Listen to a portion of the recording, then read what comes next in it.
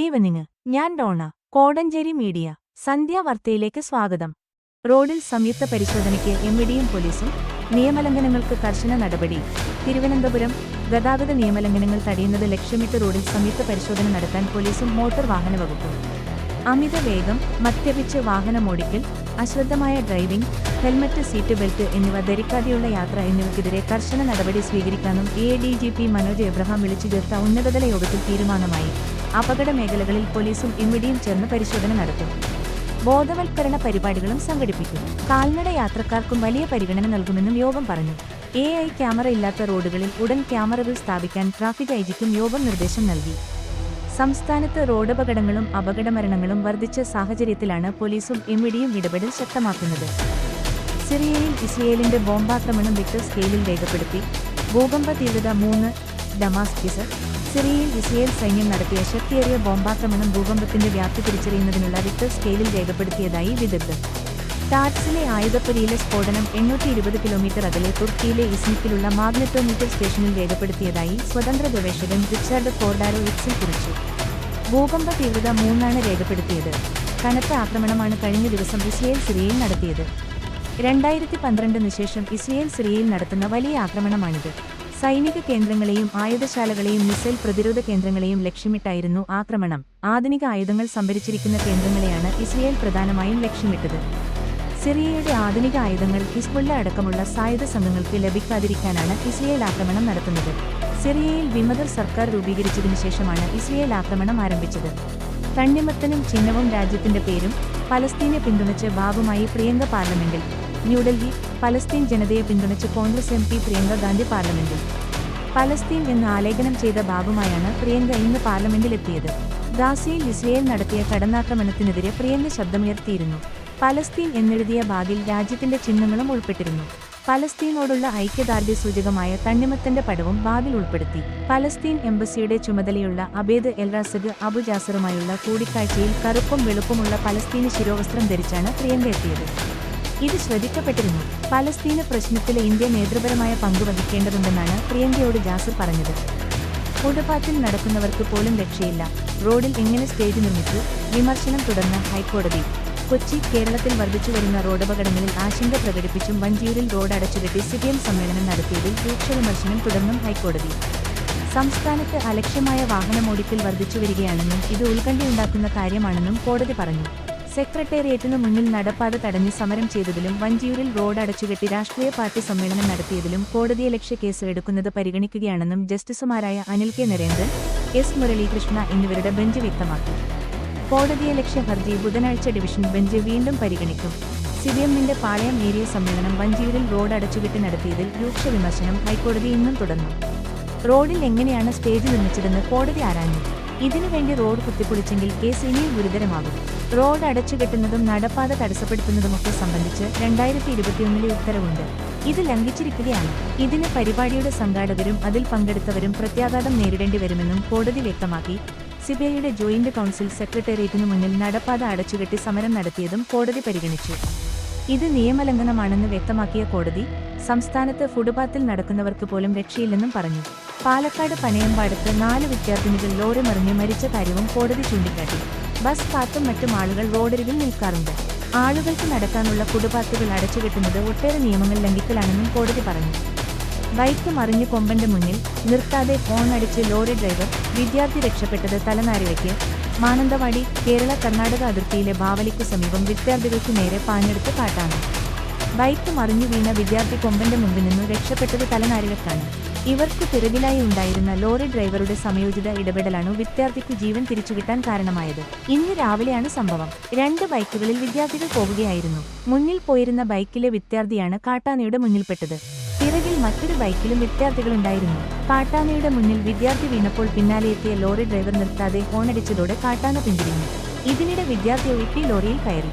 മൈസൂരുവിൽ പഠിക്കുന്ന വിദ്യാർത്ഥികളാണ് കർണാടകയിലെ നാഗർകോള വനത്തിൽ കാട്ടാനയുടെ മുന്നിൽപ്പെട്ടത്.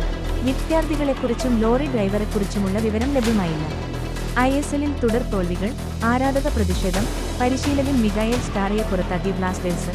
കൊച്ചി. ഇന്ത്യൻ സൂപ്പർ ലീഗിൽ ISL കേരള ബ്ലാസ്റ്റേഴ്സിന്റെ പരിശീലക സ്ഥാനത്തുനിന്ന് മിഗായേൽ സ്റ്റാറ പുറത്ത്. സീസണിൽ ടീമിന്റെ ദയനീയ പ്രകടനം തുടരുന്ന പശ്ചാത്തലത്തിലാണ് നടപടി. സ്റ്റാരയ്ക്ക് പുറമെ ടീമിലെ സഹപരിശീലകരെയും പുറത്താക്കി. ഇത്തവണ ഐഎസ്എല്ലിൽ 12 കളികളിൽ നിന്ന് 3 ജയവും 2 സമനിലയും 7 തോൽവിയും സഹിതം 11 പോയിന്റുമായി 10ാം സ്ഥാനത്താണ് ബ്ലാസ്റ്റേഴ്സ്. കഴിഞ്ഞ മത്സരത്തിൽ മോഹൻ ബഗാനെതിരെ അവസാന മിനിറ്റുകളിൽ ഇരട്ടഗോൾ വഴങ്ങി ബ്ലാസ്റ്റേഴ്സ് തോറ്റതോടെയാണ് പരിശീലകനെ പുറത്താക്കാൻ ക്ലബ്ബ് തീരുമാനിച്ചത്. ഇതിനു പുറമെയാണ് ടീമിന്റെ മോശം പ്രകടനത്തിനെതിരെ പ്രബല ആരാധക കൂട്ടായ്മയായ മഞ്ഞപ്പട പ്രതിഷേധം. അടുത്ത ഹോം മത്സരത്തിൽ പ്രോത്സാഹന വാക്യമേളങ്ങളും മുദ്രാവാക്യങ്ങളും ഒഴിവാക്കുമെന്നാണ് മഞ്ഞപ്പടയുടെ മുന്നറിയിപ്പ്. സെർബിയക്കാരനായ ഇവാൻ വുകോമനോവിച്ചിനു പകരക്കാരനായി ഈ സീസണിന്റെ തുടക്കത്തിലാണ് സ്വീഡിഷ് കോച്ച് മിഗേൽ സ്റ്റാറയെ കേരള ബ്ലാസ്റ്റേഴ്സ് മുഖ്യ പരിശീലകനായി നിയമിച്ചത്. 2026 വരെയായിരുന്നു കരാർ. കോച്ചിങ്ങിൽ 17 വർഷത്തെ അനുഭവസമ്പത്തുള്ള സ്റ്റോറെ വിവിധ രാജ്യങ്ങളിലെ പ്രമുഖ ടീമുകളെ പരിശീലിപ്പിച്ചതിന്റെ പകിട്ടിലാണ് ബ്ലാസ്റ്റേഴ്സിലേക്ക് എത്തിയത്. ഐഎസ്എൽ ചരിത്രത്തിലെ ആദ്യ സ്വീഡിഷ് കോച്ച് കൂടിയായിരുന്നു അദ്ദേഹം. തായ് ക്ലബ്ബ് ഉദായ താനി എഫ്സിയുടെ പരിശീലക സ്ഥാനം ഒഴിഞ്ഞതിനു പിന്നാലെയാണ് സ്റ്റാറെ കേരളത്തിലെത്തിയത്. 2007-ൽ സ്വീഡിഷ് ക്ലബ്ബ് വാസ്കി യുണൈറ്റഡിലൂടെ പരിശീലക ജോലി തുടങ്ങിയ അദ്ദേഹം 2009-ൽ സ്വീഡിഷ് ക്ലബ്ബ് എയ്ഗയുടെ മുഖ്യ പരിശീലകനായി. എയ്ഗയ്ക്കൊപ്പം സ്വീഡിഷ് ലീഗ് കിരീടം ഉൾപ്പെടെയുള്ള നേട്ടങ്ങൾ സ്വന്തമാക്കി. ഐഎഫ്കെ ഗോട്ടബർഗിനൊപ്പം Svenska cup, Sweden, Greece, China, Norway, USA, Thailand എന്നിവിടങ്ങളിലായി AIK, Panionios, IFK Goteborg, Dalian നീഫാങ്, BK ഹാഗൻ, സാൻജോയർ ക്വേക്സ് തുടങ്ങിയ പ്രമുഖ ടീമുകളെ പരിശീലിപ്പിച്ചു. ഇവാൻ വുകോമനോവിച്ചിൽ നിന്ന് തീർത്തും വ്യത്യസ്തനായ കോച്ചായിരുന്നു മിഗായേൽ സ്റ്റാറെ. പ്രൊഫഷണൽ ഫുട്ബോൾ കളിച്ചിട്ടില്ലാത്ത 14-ാം വയസ്സ് മുതൽ കോച്ചിംഗ് തൊഴിലാക്കിയ വ്യക്തി. ഹെഡ് കോച്ച് ആവുന്നതിനു മുൻപ് ബ്രോണ്ടാൽ ഐഗെ, ഹാമർബി, എയ്ഗെ എന്നീ ക്ലബ്ബുകളുടെ യൂത്ത് ടീമിനെയും പരിശീലിപ്പിച്ചു. ബ്രോണ്ടാൽ ഐഗയുടെ യൂത്ത് മാനേജരാകുമ്പോൾ പ്രായം വെറും 25 വയസ്സ്. 2004-ൽ എഐകെ അണ്ടർ-19 ടീമിനെ സ്വീഡിഷ് ദേശീയ കിരീടത്തിലേക്ക് നയിക്കാനും കഴിഞ്ഞു. എന്നാൽ ബ്ലാസ്റ്റേഴ്സിലെത്തിയതു മുതൽ അദ്ദേഹത്തിന് തൊട്ടതെല്ലാം പിഴച്ചു. തുടർ തോൽവികൾ ടീമിന്റെ ആത്മവിശ്വാസത്തെ തന്നെ ബാധിച്ച ഘട്ടത്തിലാണ് പരിശീലകന് ജോലി നഷ്ടമാവുന്നത്. ഏതാനും നാളുകളായി അദ്ദേഹം കടുത്ത വിമർശനങ്ങൾക്ക് നടുവിലായിരുന്നു.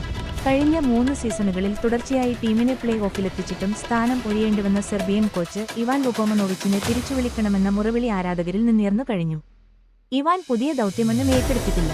അതേസമയം ഇവാനെ തിരിച്ചുകൊണ്ടുവരാനുള്ള ആലോചനകളൊന്നും ടീമിന് മുന്നിലുള്ളതായി സൂചനയില്ല. കൂടെ പണിയെടുത്ത് കൂടെയുള്ളവർക്ക് പണി കൊടുക്കുന്നവരുണ്ട്. വിനീതിന്റെ അവസാന സന്ദേശം. അരീക്കോട് കൂടെ ജോലി ചെയ്യുന്നവർ പണിതന്നു എന്നാണ് ആത്മഹത്യ ചെയ്ത special operation group SOG commando വിനീതിന്റെ 36 അവസാന സന്ദേശം. മേലുദ്യോഗസ്ഥരുടെ പീഡനമാണ് ആത്മഹത്യയിലേക്ക് നയിച്ചതെന്ന സൂചനകളും ബന്ധുവിന് അയച്ച വാട്സാപ്പ് സന്ദേശത്തിലുണ്ട്. ആത്മഹത്യക്കുറിപ്പിലും ഇതേ കാര്യങ്ങൾ വ്യക്തമാക്കി.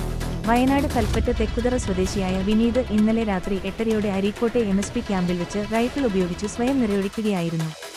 ഉടനെ അരീക്കോട്ടെ സ്വകാര്യ ആശുപത്രിയിൽ പ്രവേശിപ്പിച്ചെങ്കിലും മരിച്ചു. പരിശീലനത്തിന്റെ ഭാഗമായുള്ള കായിക പരീക്ഷയിൽ വിനീത് പരാജയപ്പെട്ടിരുന്നു. ഇതിൽ കടുത്ത മാനസിക സംഘർഷം അനുഭവിച്ചിരുന്നതായാണ് വിനീതിന്റെ ആത്മഹത്യക്കുറിപ്പിലും വാട്സാപ്പ് സന്ദേശത്തിലും പറയുന്നത്. കൂടെ ജോലി ചെയ്യുന്നവർ ചതിച്ചതായും വിനീത് പറയുന്നുണ്ട്. കൂടെ പണിയെടുത്ത് കൂടെയുള്ളവർക്ക് പണി കൊടുക്കുന്നവരുണ്ട് എന്നാണ് സന്ദേശത്തിൽ ആരോപിക്കുന്നത്. പരിശീലനത്തിന്റെ ഭാഗമായുള്ള ഓട്ടത്തിലാണ് വിനീത് പരാജയപ്പെട്ടത്. ഓട്ടത്തിൽ പരാജയപ്പെട്ടതിനാൽ അവധി ലഭിച്ചില്ലെന്നാണ് വിവരം. ശാരീരിക പ്രശ്നങ്ങളുള്ളതിനാലാണ് നിശ്ചിത സമയത്ത് ഓടിയെത്താനാകാത്തതെന്നും ട്രാക്ക് മാറിയെന്നും വിനീത് അവസാന സന്ദേശത്തിൽ പറയുന്നു. ഓട്ടത്തിനുള്ള സമയം വർദ്ധിപ്പിക്കണമെന്നും ബന്ധുവിന് അയച്ച സന്ദേശത്തിൽ പറയുന്നുണ്ട്. തന്റെ വാട്സാപ്പ് സന്ദേശം പരിശീലന ചുമതലയുള്ള ഉദ്യോഗസ്ഥനെയും സഹപ്രവർത്തകരെയും കാണിക്കണമെന്നും വിനീത് ബന്ധുവിനോട് നിർദ്ദേശിച്ചു. തനിക്ക് ലഭിച്ച മെമ്മോയ്ക്ക് മറുപടിയായി സർവീസിൽ കയറിയ കാലം മുതലുള്ള കാര്യങ്ങൾ വിനീത് എഴുതിവച്ചിരുന്നു. ദീർഘകാലമായി അവധി ലഭിക്കാത്തതാണ് ജീവനൊടുക്കാൻ കാരണമെന്ന് സൂചനയുണ്ട്. വിനീതിന്റെ ഭാര്യ ഗർഭിണിയാണ്. ഇവരെ പരിചരിക്കാനായി അവധി ചോദിച്ചെങ്കിലും ലഭിക്കാത്തതിന്റെ മനോവിഷമത്തിലായിരുന്നു വിനീത് എന്ന് സഹപ്രവർത്തകർ പറഞ്ഞു. ഉന്നത പോലീസ് ഉദ്യോഗസ്ഥർ സ്ഥലത്തെത്തി. ഇൻക്വസ്റ്റും പോസ്റ്റ്മോർട്ടവും ഉൾപ്പെടെയുള്ള നടപടികൾ ഇന്നാണ്. മാവോയിസ്റ്റ് വേട്ടയ്ക്കും തീവ്രവാദ വിരുദ്ധ പ്രവർത്തനങ്ങൾക്കുമായുള്ള SOGക്ക് പരിശീലനം നൽകുന്ന കേന്ദ്രത്തിലാണ് സംഭവം. കടുവ ഭീതി. അടിവാരത്ത് കടുവയെ കണ്ട സ്ഥലത്ത് നിരീക്ഷണ ക്യാമറ സ്ഥാപിച്ചു. അടിവാരം, കണലാട് ഇന്നലെ രാത്രി കടുവയെ കണ്ടതായി വീട്ടുകാർ പറഞ്ഞ സ്ഥലത്ത് നിരീക്ഷണ ക്യാമറ സ്ഥാപിച്ചു. കണലാട് ഫോറസ്റ്റ് സെക്ഷൻ സ്റ്റാഫും ഫോറസ്റ്റർ പ്രജീഷിന്റെ നേതൃത്വത്തിലുള്ള RRT പ്രവർത്തകരും ചേർന്നാണ് നിരീക്ഷണ ക്യാമറ സ്ഥാപിച്ചത്. കണലാട് അബ്ദുൾ സലീമിന്റെ മകൻ അമീൻ അൽത്താഫാണ് വീടിന്റെ സമീപത്ത് കടുവ കയറിപ്പോകുന്നതായി കണ്ടത്. അതേസമയം അവിടെ കാണപ്പെട്ട കാൽപ്പാടുകൾ കടുവയുടേതോ പുലിയുടേതോ അല്ല എന്ന് അധികൃതർ പറഞ്ഞു. പുതുപ്പാടി ഗ്രാമപഞ്ചായത്ത് പ്രസിഡന്റ് നജ്മുന്നിൽ ഷരീഫ്, വാർഡ് മെമ്പർ അജിത മനോജ് തുടങ്ങിയ ജനപ്രതിനിധികൾ സ്ഥലം സന്ദർശിച്ചു. ചുരത്തിലും പരിസര പ്രദേശങ്ങളായ അടിവാരം, വള്ളിയാട് ഭാഗങ്ങളിലും കടുവ, പുലി എന്നിവയുടെ സാന്നിധ്യം റിപ്പോർട്ട് ചെയ്ത അടിസ്ഥാനത്തിൽ ഉടൻ കൂട് സ്ഥാപിച്ച് ഇവയെ പിടികൂടണമെന്നും ജനങ്ങളിലെ ആശങ്ക അകറ്റണമെന്നും പ്രദേശവാസികൾ ആവശ്യപ്പെട്ടു. ആദിവാസി യുവാവിനെ വാഹനത്തിൽ വലിച്ചിഴച്ച സംഭവം. വധശ്രമത്തിന് കേസെടുത്തു. മാനന്തവാടി ആദിവാസി യുവാവിനെ വാഹനത്തിൽ വലിച്ചുവെച്ച സംഭവത്തിൽ കേസെടുത്ത് മാനന്തവാടി പോലീസ്. വധശ്രമത്തിനാണ് കേസെടുത്തിരിക്കുന്നത്. കൂടൽക്കടവ് ചെമ്മാട് നഗറിലെ മാതനെ 1/2 കിലോമീറ്ററോളം റോഡിലൂടെ വലിച്ചിഴച്ച സംഭവത്തിലാണ് പോലീസ് കേസെടുത്തിരിക്കുന്നത്. സംഭവത്തിൽ RC ഉടമയെ തിരിച്ചറിഞ്ഞു. കുറ്റിപ്പുറം സ്വദേശി മുഹമ്മദ് റിയാസാണ് വാഹനത്തിന്റെ RC ഉടമയെന്നാണ് രേഖകളിൽ നിന്നും ലഭിച്ചത്. എന്നാൽ സംഭവം നടക്കുമ്പോൾ വാഹനം ഓടിച്ചിരുന്നത് റിയാസാണോ എന്നതിൽ വ്യക്തതയില്ല. 5 പേരാണ് വാഹനത്തിലുണ്ടായിരുന്നതെന്ന് ദൃക്സാക്ഷികൾ പറയുന്നു. 3 പേർ പിറകിലും 2 പേർ മുൻസീറ്റിലുമായിരുന്നുവെന്നാണ് വിവരം. മാനന്തവാടി പുൽപ്പള്ളി റോഡിൽ ഇന്നലെ വൈകിട്ട് 5:30യോടെയായിരുന്നു സംഭവം. KL 52 H87 33 എന്ന കാറിലാണ് സംഘമെത്തിയത്. ഇവരെ പിടികൂടാനായിട്ടില്ല. സംഭവത്തിൽ അരയ്ക്കും കൈകാലുകൾക്കും സാരമായി പരിക്കേറ്റ മാതനെ മാനന്തവാടി മെഡിക്കൽ കോളേജിൽ പ്രവേശിപ്പിച്ചു. കൂടൽക്കടവ് ചെക്ക് ഡാം കാണാനെത്തിയ വിനോദസഞ്ചാരികളുമായുണ്ടായ വാക്ക് തർക്കമാണ് മാതനെ റോഡിലൂടെ വലിച്ചിഴക്കാൻ കാരണമെന്നാണ് ദൃക്സാക്ഷികൾ പറയുന്നത്. 2 കാറുകളിലെത്തിയ വിനോദസഞ്ചാരികളാണ് വലിച്ചിഴച്ചതെന്നും നാട്ടുകാർ പറയുന്നു. അടിവാരം ഹെൽത്ത് സെന്ററിൽ ഡോക്ടറെ നിയമിക്കണം മഹിളാ കോൺഗ്രസ് അടിവാരം മേഖല കമ്മിറ്റി. അടിവാരം 30 ഏക്കർ പൊട്ടികൈ, ചിപ്പിലിത്തോട്, നൂറാന്തോട്, മരുതിലാവ്, കണലാട്, 2ാം വളവ് പ്രദേശങ്ങളിലെ 100 കണക്കിന് ജനങ്ങൾക്ക് എളുപ്പത്തിൽ എത്തിച്ചേരാൻ സാധിക്കുന്ന അടിവാരം അങ്ങാടിയിലെ ഹെൽത്ത് സെന്ററിൽ ഡോക്ടറെ നിയമിക്കണമെന്ന് മഹിളാ കോൺഗ്രസ് അടിവാരം മേഖല കൺവെൻഷൻ ആവശ്യപ്പെട്ടു. കൺവെൻഷൻ മണ്ഡലം കോൺഗ്രസ് പ്രസിഡന്റ് രാജേഷ് ജോസ് ഉദ്ഘാടനം. മഹിളാ കോൺഗ്രസ് മണ്ഡലം പ്രസിഡന്റ് സലോമി സലീം അധ്യക്ഷയായി. DCC general secretary Ayishakutty Sultan, DCC അംഗം TC മാത്യു, ജില്ലാ panchayat member Ambika Mangalath, Biju CR, Salim Mattathil, Prema Biju, Jijo Pulickal, Suresh MP, Shyji Gopi, Sali Jijo, Khader Kanalad, KK Baiju, Umaibath Ponnuthottumal, Shareena MP, Jayanthi Sunil, Najmunnisa Oyoth, Sabeena, Sini Baiju, Jamsheena, Lincy Sumesh, Sharada Madhavan എന്നിവർ സംസാരിച്ചു. ക്രിസ്തുമസ് കളറാക്കാൻ കെസുവയം ഒരുക്കുന്ന ടൗൺ കരോൾ. കോടഞ്ചേരി ക്രിസ്തുമസ് ആഘോഷങ്ങൾ കളറാക്കാൻ കെസുവയമ്മിന്റെ നേതൃത്വത്തിൽ നടക്കുന്ന ടൗൺ കരോൾ ഡിസംബർ 20 വെള്ളിയാഴ്ച വൈകിട്ട് കോടഞ്ചേരി ടൗണിന് പ്രകമ്പനം കൊള്ളിച്ചുകൊണ്ട് നടക്കും. ബാങ്ക് പാസ്ബുക്ക് നഷ്ടപ്പെട്ടു. കോടഞ്ചേരിയിൽ വെച്ച് ജോസ് അബ്രഹാം എന്ന പേരിലുള്ള ഒരു ബാങ്ക് പാസ്ബുക്ക് ഉൾപ്പെടുന്ന ഒരു കവർ നഷ്ടപ്പെട്ടു. കണ്ടുകിട്ടുന്നവർ ദയവായി താഴെ കാണുന്ന നമ്പറിൽ ബന്ധപ്പെടുക. 9645487354. കോടഞ്ചേരി നെല്ലിപ്പുയിൽ ആലക്കൽ ജോസഫ് ബാബു 78 അന്തരിച്ചു. സംസ്കാരം ഇന്ന് വൈകിട്ട് 4-ന് യഹോവയുടെ സാക്ഷികളുടെ മിമ്മൂട്ടി സിമിത്തേരിയിൽ നടന്നു. ഭാര്യ മറിയാമ്മ ഉരിയതറ മരുതോങ്കര, മക്കൾ ബിജു, പരേതനായ ബിനോജ്, മനോജ്, മരുമക്കൾ GG വടവഞ്ചാൽ, മേഴ്സി മേപ്പാടി, പരേതയായ ദിനമ്മ മാനന്തവാടി. വാർത്തകൾ കഴിഞ്ഞു.